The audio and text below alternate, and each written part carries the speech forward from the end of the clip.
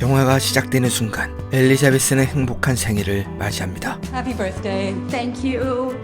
하지만 엘리자베스는 밝게 웃지 않습니다. 어느 날부터 생일날 받는 축하보다 한 살을 더 먹는 게 두려워졌기 때문이겠죠. 그래서일까요? 엘리자베스는 화려했던 예전보다 자신감을 많이 잃은 것처럼 보입니다. 이런 엘리자베스의 생각을 잘 보여주는 장면이 있는데, 하비와 식사를 마치고 와인잔에 빠진 바리를 한참 동안 바라봅니다. 살기 위해 발버둥치는 보기 흉한 바리. 네, 엘리자베스가 지금 느끼는 심정이 이 물에 빠진 바리와 같은 심정이겠죠.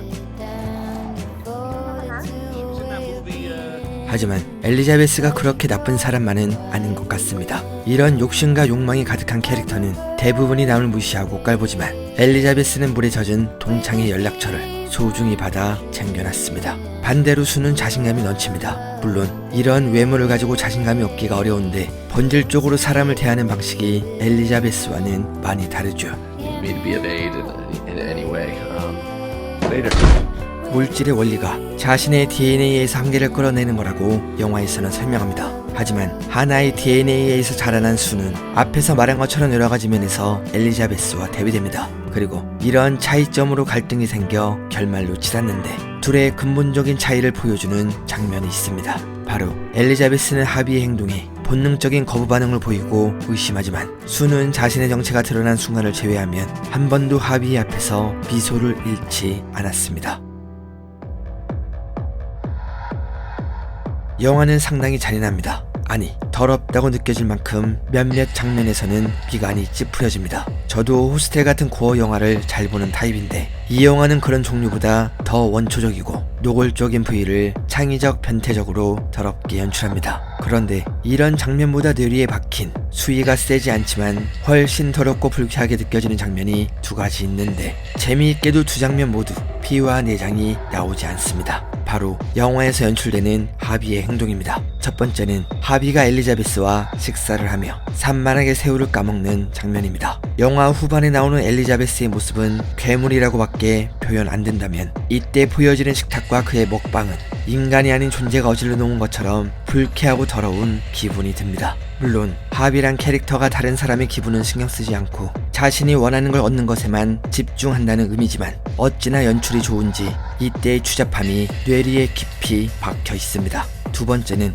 영화 후반부의 전야쇼를 진행하기 전에 백스테이지에서 하비가 수와 대화하는 장면입니다. 이때 하비는 투자자들에게 수를 소개해주고 모두가 수를 웃으며 바라보는데, 그 미소가 상당히 불쾌합니다. 이렇게 하비는 영화 내내 여러 혐오스러운 순간들을 연출하고 잘못된 미적 기준으로 인해 어떻게 현실이 변해가는지에 대한 메시지를 던지며, 정작 본인은 아무렇게나 새우를 까먹는 추악한 아이러니를 보여줍니다.